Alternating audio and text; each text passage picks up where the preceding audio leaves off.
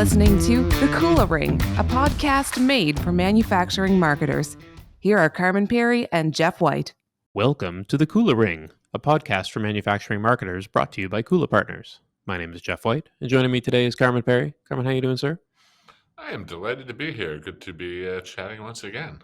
Yeah, good to chat with you as well. And looking forward, we've been recording a lot of episodes, just you and I chatting. You know, I'm sure that our listeners are keen to get some alternative voices brought. Could we hear another voice, please?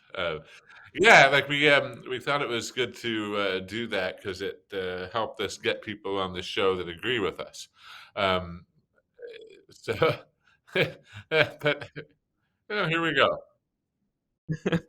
But I am excited for today's guest. We've talked a bit about e-commerce on the show, but I think it's still a very relevant topic even in 2022. It's still sometimes something net new for manufacturers from a technology perspective, and there's a lot of different considerations that have to go into it. Yeah, I think that's fair to say. I think a lot of manufacturers are, the ones that aren't into e-com, which I would say is the majority, certainly still at this stage. There's a lot of open questions, like, is there a place for us to play there? Is what we sell the kind of thing that customers will buy online? How and I think sometimes we maybe get trapped a little bit in the consumer mind frame of e-commerce, right? Whereas, of course, in B2B manufacturing, I usually old. I remember that. I'm going to really date myself now. It's going to be like from the 90s or something. But remember, who was it? Was it like IBM or something that instead of like saying e-commerce, whatever, it was just e-business, which was. Yeah, I think that was an IBM thing. Was supposed to sound cool or something, and of course it didn't if IBM did. But I guess like there's a gem in that, right? Because it's like you can be doing business online, doing commerce electronically, but not just it always being about a shopping cart experience or what have you. As I'm thinking about digital customer service initiatives and things of that sort. Yeah, there's a lot of that can be brought to life online for sure, and money can be transacted in those ways that is not, like you say, a traditional shopping cart. So yeah, we're getting more and more comfortable, I think, with big numbers in that checkout in a business context. Absolutely. I love sending digital invoices that are for huge numbers. I don't know about you. It is my favorite thing, Jeff says. Yeah. In fact, when we're done with this recording, that's exactly what I'm going to do. So joining us today is Curt Anderson, and Curt is an e-commerce evangelist for manufacturers with B2B Tail. Welcome to the Cooler Ring, Curt. Jeff, Carmen, thank you guys. What an absolute honor, privilege. I've actually been a big fan, following you guys for many years. And ironically, I need to find it. I did a blog post years ago on top podcast for manufacturers, and you guys were on that list. And so I've been a big fan, following you from a distance. And of course, thanks to LinkedIn, we're here today. So I just can't express my thanks and gratitude to you two. Curt, it's wonderful to have you on the show. I mean, we took an extra minute or two there to introduce you just so we could bask in the glow of us agreeing with ourselves. But it is lovely to have you on the show, and I do hope that at some point along the way we will disagree, because of course that's always where the juice is. But in all seriousness, Curt, if you could maybe introduce our listeners to you a little bit. Who are you? What are you up to these days in helping manufacturers go online? Sure. Well, you threw out the 90s comment. So Carmen, I'm right there with you as far as going back to, so I had a wholesale business in the 90s, and I was a total disaster, train wreck. My accountant said I was the biggest disaster that she had ever encountered. And so running out of options, running out of ideas, how to keep a business afloat, this little e-commerce thing came along in 1995. And so that began my journey. So with e-commerce, so that I'm not a young guy, of course, that was 27 years ago. So, I had an e-commerce business, built it up, and then I was blessed, fortunate, sold it. And since that time, I've been working with manufacturers, trying to figure out this whole little e-commerce thing and trying to make that digital transformation. And as you said, a lot of manufacturers, God bless them, in the past, they haven't needed that digital transformation or e-commerce. COVID really sped things up. And so that's the drum that I'm beating right now, is just really trying to hit the masses and trying to help manufacturers make that digital transformation with e-commerce, just to be more competitive. As someone who was building websites in 1994, I'd love to spend the rest of this show diving into exactly what the hell you used to build an e-com store in the 90s, because the technology was not what it is today, that's for sure. But that's not really why we're here. What's funny, Jeff? So just yesterday, so in 2008, we were trying to, social media was kind of brand new. YouTube and Twitter were just, so relatively fresh. We started like a little in my ecom business, we started like a little social networking site. I completely forgot about it. And somebody just texted me a couple of screenshots from 2007, 2008 of this little social media site that we were trying to create. And it was just absolutely hysterical on how, it looks prehistoric now. And that was only 2008, let alone what was going in 1994, right? So yeah, we could totally geek out on that. And this is where Carmen brings up the Ning site he built. Dreamweaver, and I think maybe we were using DOS and who knows what else, right? So I think I was still kind of in denial. I was trying not to even turn on a computer or something at that stage. that's right. Like maybe I can get through life without it. I don't know what it was. I was not an early adopter like you two, it seems. I'll tell you, when you look at what you guys are doing now, your podcast, you guys have, Carmen, you're doing a great job being a pioneer and a leader on this content drive. So my hat's off. Well, that's because of that Ning site, my friend. But anyway, look, let's jump in.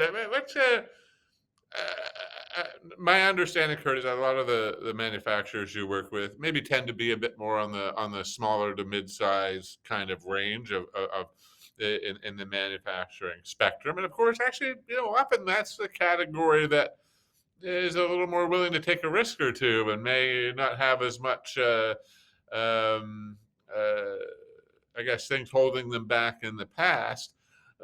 Are you seeing? You mentioned the pandemic kind of speeding things up. I guess, are you seeing a demonstrable shift in interest surrounding B2B manufacturing e-commerce at this stage? Like, what are you kind of? It's almost like the reporter questions. Like, what are you seeing out there? Oh, great question, Carmen. And so the thing is, so I've been beating this drum for a long time. So, and you're hitting it right on the head. The smaller manufacturers that were more agile or maybe more adaptive to new technologies, new opportunities, they were embracing in e-commerce prior to COVID. When COVID hit, obviously, manufacturers, trade shows vanished. Sales reps couldn't go on the road. They were no longer welcome to visit customers. And so now e-commerce it was no longer a nice to have, it was a must to have. And so, so for those manufacturers, like, hey, this is how we've always done it, or, as you guys were describing earlier, hey, we make really complicated B2B parts. And so, we're not Amazon and we're not selling consumer goods. So this really isn't a good fit. Man, it's really, I would love folks to kind of just, get away from that myth or that mindset where e-commerce really is so critical to their strategy. You guys do a great job. I've caught a number of your guests on your show. You do an amazing job bringing on people with content strategy. Your gentleman recently, Ross Simmons, you guys were talking about like pay-per-click ads are going for like, $50 a click. My goodness, Jeff, I've been doing this for so long. Instead of saying like, hey, I remember when milk was like a 50 cents. I remember when clicks were like a nickel. How's that? I remember when clicks, 20 years ago were like, 5 or 10 cents. Now you guys on your podcast with Ross, you're talking about how they're $50 a click. With e-commerce, now that can create your SEO strategy by niching down and going after those specific, those parts and processes that these manufacturers, manufacture every day. I think that's a bit of some hidden gold, if you will, in the rock pile for manufacturers. Is that a lot of the categories that have seen those dramatically increasing PPC bids, et cetera, are a bit more in the consumer. Like if you're going to find a cheap golden keyword in PPC, it's a lot more likely to happen in a very niche B2B manufacturing category than it is in like if you're selling footwear. Like, good luck. But that opportunity, I think, kind of still exists because from B2B manufacturers are often selling things that, if you're not in this very small space, you're not at all searching for you're just not using the terminology. Could be a part number, could be anything. And the lovely thing about that too is that you can create this really beautiful, seamless PPC ad to landing page to purchase all in one shot if you kind of build those pages properly and provide the appropriate proof that'll make people decide to buy. I've got to say, Jeff, I mean, you said beautiful in that sentence as though you were like looking out at a vast, gorgeous sunset, on a beach or something. Like, if you meant it, this is this only a marketer could really. It's so closed loop, it's amazing. Good thing this is a marketing podcast, not a dating podcast. But Yeah, that's true. Yeah.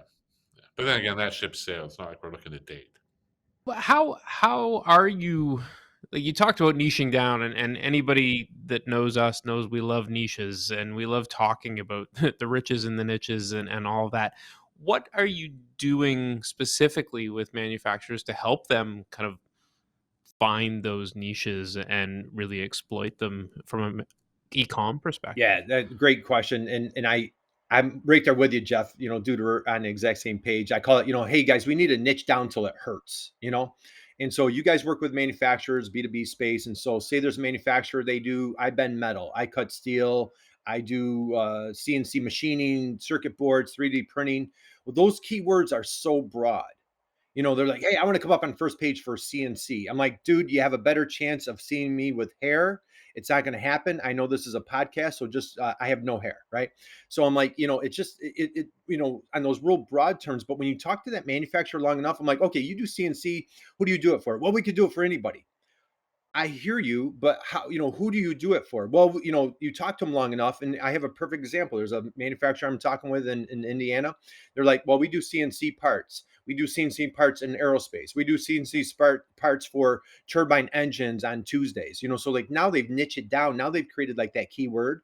And so now all of a sudden, now manufacturers are reaching out and they're saying, hey, I think I make a ton of these parts for this one client, and it's not proprietary. I'm not violating anything. It's not like they're drawing, but I make these parts and we do really well at this part. I'm like, all right, let's go and look at let's look at some searches. We look at those searches, and like you're saying, Jeff, like I call it Google 2005. If we, Carmen, like you were saying, if we did a search for shoes, it's just like pictures, images, videos. You're never going to come up on that first page of Google. But when you're looking at that very specific part, and boy, that engineer at Boeing is absolutely going to type, I need that part. I need this part number. I need this certification, or I need something very specific. I call it 2005 Google, where you have a great chance. And I do these exercises where like I do these things where like we can get them on. It's so unique and it's so niche and so long tail, using our SEO term, that a lot of times we have experiments where like they'll be on first page within like days or a week. Now again, there's not a ton of traffic, but they're looking for that one golden opportunity with that engineer or somebody in procurement that today they come into work and like, man, I need that such and such part on that turbine engine. Where do I find it? And now that client's coming up. As you said, Carmen, the costs are much cheaper. If they go the pay-per-click route, they can get in the game immediately. But from an SEO standpoint, or if they do a video, throw it up on YouTube, get their keyword in the headline, we could geek out on more detailed strategies. But with e-commerce, now you have landing pages that are driven towards that product specific. That can be your SEO strategy. So it's just very powerful tackling e-commerce for custom manufacturers. A lot of this, you talk about the just how specific it can get, with that particular part or that particular certification or whatever. I mean, I think back to the episode we had with Cynthia Kellum from TE Connectivity a couple of years ago, and her entire reason to be at that point was to standardize the quality of the data that they had on their products, especially as they were used in their e-commerce platform and their e-com store. And just the massive lift in traffic it brings to own that part number, as a keyword. It may be a generic part number that you can buy from any number of manufacturers, but if you're the one who is thinking ahead enough, and there still are opportunities to be you know, a pioneer in your very specific niche that there aren't necessarily in larger, more competitive e-commerce situations. Yeah, that's a great example. And so, and for a shameless plug, I do a LinkedIn live show 2 days a week. It's called Manufacturing E-commerce Success. We just had a guest on Friday where a manufacturer in Ohio, they had over a million SKUs. And what they did is they aligned with an e-commerce firm called Cadenas Part Solutions out of Cincinnati, Ohio. And what they did is they took those million SKUs, they put it down to 300,000. 70% cut down on waste. They had so many parts and so many SKUs that were just either legacy parts or they didn't exist anymore or just weren't relevant. So by them going, and it was just like, they have 40 different locations and it was just really hard managing everything. Now, just even internally, the benefit there of what that brought to the table for these guys. So again, it's just endless the amount of opportunities that e-commerce can offer, not just internally, or I'm sorry, not just externally, but what it can also do internally for those companies. Again, you guys do a great job with content creation, inbound marketing. When you get into e-commerce, that just opens up the floodgates of content opportunity, whether product videos, product descriptions, what is this part, what is this product, how does it work, so on and so forth. And that's where your superpowers come into play. And it's a great marriage. Yeah, I want to kind of recently. I think just Jeff, you mentioned the competitive kind of dynamics in some of these search strategies, and I think that kind of sometimes oddly gets lost when we just kind of look at the bright, shiny light of low cost clicks, right? But the fact is, I mean, the value of these clicks is way higher than you're having to pay. I mean, we're often talking about a paid search conversion that could lead to a lifetime value of customer into the millions. So frankly, if you had to pay 100,000 for the click, you probably would if you were if you could guarantee getting it all the way through the line. But and I guess that is the kind of the secret charm in it, is that not only is it lower cost, but for B2B manufacturers who want to explore these strategies, it's also lower competition. The chance, and especially for the smaller or mid-sized manufacturers in, say, legacy categories where maybe some of the competitors are, like if you look around and all of your competitors are 60-year-old family business manufacturers, I can pretty much guarantee you that whatever category you're in, if you were to employ the strategies we're talking about, you'd be leapfrogging most of the competition who just aren't there and aren't thinking that way. And I think all across North America, and frankly, probably globally, this is the reality. I mean, those opportunities exist for those manufacturers. Fantastic point, Carmen. I agree 100%. And another thing that I'd love to hear your feedback on this from your perspective is, we're constantly hearing like a little bit of a disconnect where the manufacturer is so focused on their solution, the proprietary process, that they're not thinking about the problem. And so I was running through a quick little example. I don't know, are you guys coffee drinkers? I don't know. I know it's mid morning. Do you guys have your cup of coffee? That little piece of cardboard that goes around that little coffee cup you've probably touched a million times in your lifetime, right? Do you guys know the name of that little cardboard thingy that goes around a coffee cup? Like a coffee sleeve, you mean? It's do you know the name of it? You guys are The brand name or the product name? No, I don't know that I do. So here's a product you've probably touched, whether you've driven through, in Canada, probably Tim Hortons or Starbucks or whatever your favorite coffee, Dunkin' Donuts, wherever you're listening to this. You've probably touched that coffee little cardboard thing a million times. Nobody knows the name of it. It's called a Zarf. ZARF. The guy that founded it in 1991, man, I wish I was that guy. He probably made $1 bazillion, maybe just, fractions of a penny on every single little piece of cardboard. He called it the Java jacket. So like Carmen, like you said, well, it's a sleeve, a coffee sleeve, the cardboard thingy, whatever. So the example I give to manufacturers internally, are we saying to ourselves, man, guys, this thing is a Zarf. I know the whole world calls this a Zarf. No, they call it the Java jacket. We're like, here, nobody uses Java jacket. Nobody knows that it's a Zarf. So again, the consumer, if they wanted to buy these things, what are they typing?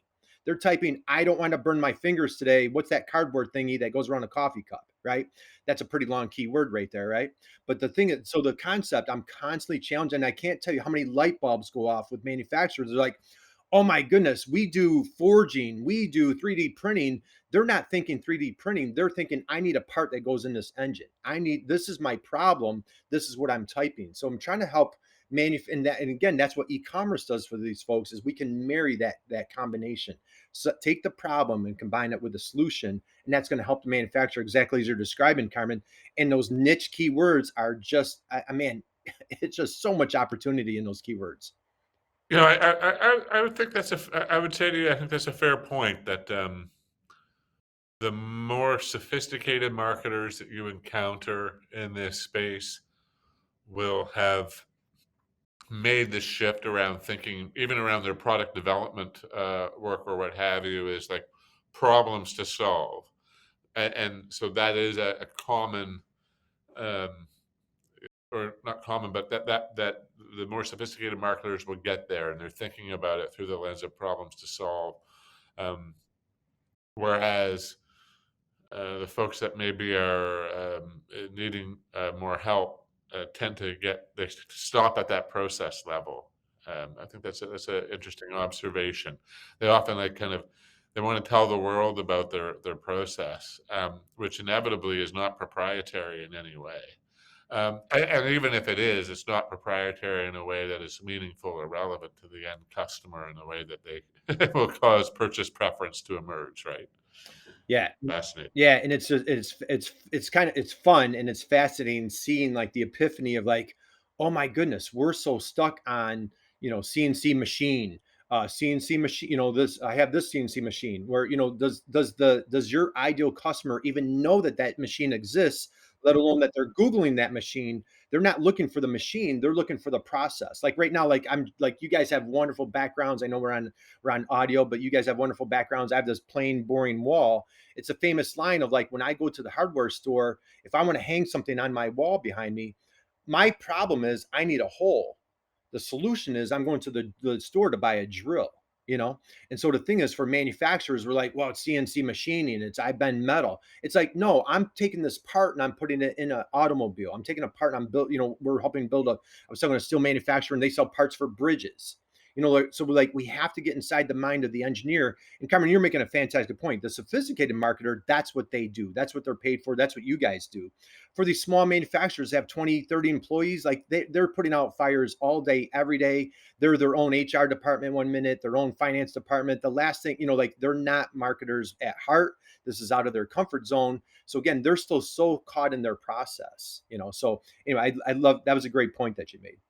Well, I think what's really great about that, you talk about how these small manufacturers that are doing metalwork and plastic and thermal forming and all of those kinds of things that are, contract manufacturing. You're right. They're putting out fires all day, every day. And meanwhile, they have this, warehouse full of parts that they've made that they're waiting for somebody to call an order, and it's way easier for them to produce those things over and over again at good margin and just have a pipeline of customers coming to them, than constantly fighting that custom order fire that they're probably doing through the week. So it even has the potential to allow them to pivot their operations to be more effective and to make the things that are actually going to make them money. But I think the one, the where this starts to get more complex is when you get into products that are not just off the shelf, very customizable, that type of thing. You feel that those should be able to be sold through e-com as well. How do you help people approach that? Yeah, phenomenal question, Jeff. Thank you. The two ways. So number one, I'm everybody you're familiar with like the Pareto principle, right? The 80-20 rule. And so 20% of your products, 20% of your sales, 20% of your profits typically come from 80% comes from your 20%. I said that backwards, right? 80% of your profit sales typically come from the 20%. Would I encourage, welcome, invite those custom contract manufacturers, focus on what you're best at. Focus on that 20% and right in there, like, Carmen, like you're saying, like, those are like those golden nuggets. Those are your proprietary processes. So though you don't have a proprietary product per se or a finished good, You have proprietary processes that maybe you've been doing it for generations. Grandma and grandpa did it, 50, 60 years ago, or whatever that looks like. And so you own that process. You have economies of scale, you have a competitive advantage. And when you look at those processes that you do, that's the opportunity. And constantly, when you talk to that manufacturer, like, oh, well, we do have some standard parts, we do have some standard units that we'll keep in stock, or that I'm like, bam, okay, that's your e-commerce opportunity. We have sheets of metal. A gentleman reached out to me. He was like, we make these little parts for specific pieces of machinery that all these other contract manufacturers use, and they constantly break down. We can whip those out and put those on the shelf. Like, okay, bam, there's an e-commerce opportunity. That's your potential SEO and keyword strategy right there. And what that does is that it is great lead flow. So instead of somebody, if I go after CNC machining and somebody comes at me from aerospace, and I've never done anything in aerospace, and I need an ITAR certificate, or I need this, how many of us have received, really bad leads?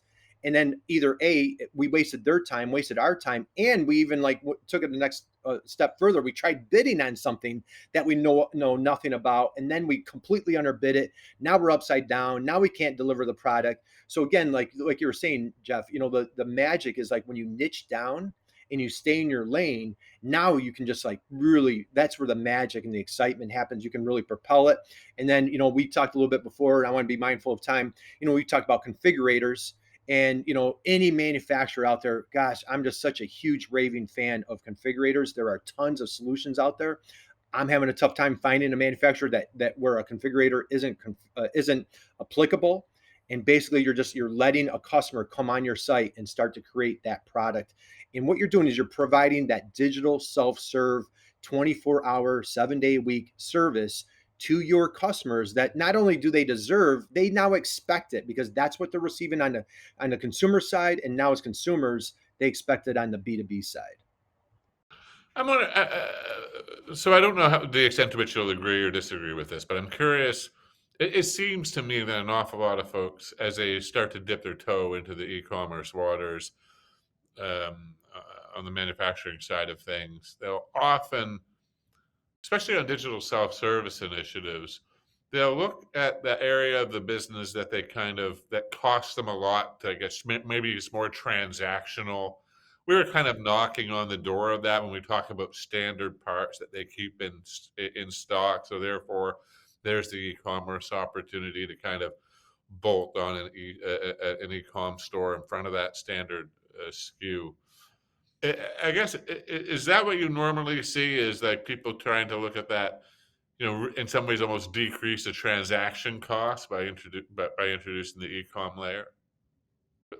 I guess to lead the witness a little bit, the contrast I would make is somebody taking an e-commerce initiative to say, we're going to transform the buying process of our absolute best customers, the biggest ones, the highest LTV customers. It seems to me that almost no manufacturer starts there. They start with where they think the risk is lower, which is over in the low LTV side. Does that make sense? Phenomenal thought process. I love that, Carmen. And so, again, hopefully I'm gonna take your lead. I love that line, leading the witness. That was a good one. So hopefully I'll take your lead. So yes, what are you most successful with? Like let's just keep it simple, right? Keep it super simple. Just what are your superpowers? What are you absolute best at? Where do you just crush it consistently over and over, that sweet spot as a manufacturer? Why I love e-commerce is, here's a scenario. Manufacturer, like you're saying, Jeff, they have a website, maybe it's a WordPress website or whatever it looks like, and it's been sitting around for years and, hasn't been a top priority. If they want to tip their toe in e-commerce, they could take a dozen of those SKUs. They could put some of those products, on on a WooCommerce site, but it's just such a low risk strategy to try. It's almost, and I don't mean to be frivolous, but it's almost like senseless not to try it. There's e-commerce is such a low cost opportunity. And if your worst case scenario, it fails, it didn't work, then you're out a web page and you're out whatever, you drove some traffic with pay-per-click ads or what have you. So if I'm found you correctly, yeah, I agree 100%. Take those SKUs, put it on the website and run with it. Yeah, and like spinning up a Shopify store or what have you, and kind of a standard theme and running with it. I mean, I think that's where a lot of smaller manufacturers in particular would dip their toe. Um, I guess where I'm kind of trying to push, I think, Yeah. if I have an opinion on this, is I think the real win is when somebody has the courage to reinvent the business for the high LTV customers. When they say, you know what, we're going to change the way this category actually buys. We're not. It's not about the annoying people down at our like the ankle biters that we don't really want to have. But we'll figure a way to service them with e-commerce, and they can buy our stuff online. But I'm more curious, like especially for those smaller and mid-sized manufacturers who can move maybe a little bit faster than the big giants. It seems to me that that's. I mean, it's not. There's not a playbook for it. This is where we're talking about things that are a little bit more complex, but it feels to me that that's where the real gold is. I'll give you two quick examples. So, manufacturer does we're working with, and so like, and you mentioned Shopify. So for any of your clients out there, or any of your listeners out there thinking like, hey, this e-commerce thing, you got WooCommerce, Shopify is great, direct to consumer. Big commerce is fantastic for the B2B, manufacturer space. Then you get more heavy duty, Magento slash, now they were purchased by Adobe, so that's a great route to go. So depending on budget, so for the customer, so we have a real nice juicy project. We're working with a dust collector manufacturer. So when you go by a big manufacturer and outside, they have like these massive, they're huge 6-figure, dust collecting units. They're going full blown e-commerce with Magento. They're going to do a configurator. So that's, if I'm found you correctly, Carmen, like that's a perfect example. I have another client. They're going full blown. They are a manufacturer of covert antennas. So they target like the FBI, military, the emergency services industry, and they've been around since the 60s. They're going full blown e-commerce. We've talked a bit about configurators. We've talked about kind of the low hanging fruit and the rapidity that you can have for deployment of a quick and easy solution to trial something. But what's next? Do you think? Like where are you most excited to look for opportunity in e-com for manufacturers? Yeah, great question, Jeff. So for your listeners, your friends in the States, there's an agency called the Manufacturing Extension Partnerships. It's the MEPs, and that's where federal dollars are filtered through the Department of Commerce to manufacturers. There's an MEP in all 50 states. And so I'm honored, blessed. I work with a lot of number of MEPs. And so if any of your listeners out there that are trying to make this digital transformation, strongly encourage, welcome, invite you to reach out to your local manufacturing extension partnership. They are doing a ton of initiatives helping manufacturers with that digital transformation. And so there's federal, in many cases, there are grant funds, there are federal dollars available to assist with manufacturers taking this risk, taking this chance. If you reach out to your local MEP, I'm not guaranteeing it, there's a possibility that they could help you with that transformation. And what they do is they would align themselves with experts like Jeff and Carmen and help you with that transformation. So I think the floodgates are open. I do a ton of webinars, workshops, trainings. I do work with like different universities, these MEPs, and that's our mission and our passion is we want to educate the manufacturers on these opportunities, on why inbound marketing is so important, how these configurators work, how to provide that digital self-service experience that your engineers, your procurement folks expect and deserve. And I'll wrap up on this, Jeff. I think Gartner came out with a study this year. It came out in June. The number one complaint of B2B buyers, is not enough information on your website. Align yourself with companies that are dedicated to helping manufacturers. And the big thing is, what I know about you guys, a lot of manufacturers they reach out to a local marketing firm that is helping, like maybe retail and service sectors, and they just don't understand. They don't speak manufacturing. They don't understand that B2B side the way you guys do. And so if you're a manufacturer out there, do your due diligence. I really encourage you, number one, get off the sidelines, get in the game, man. Just get on, we're hockey fans here. Get on the ice, get on the playing field, get into the e-commerce or digital game.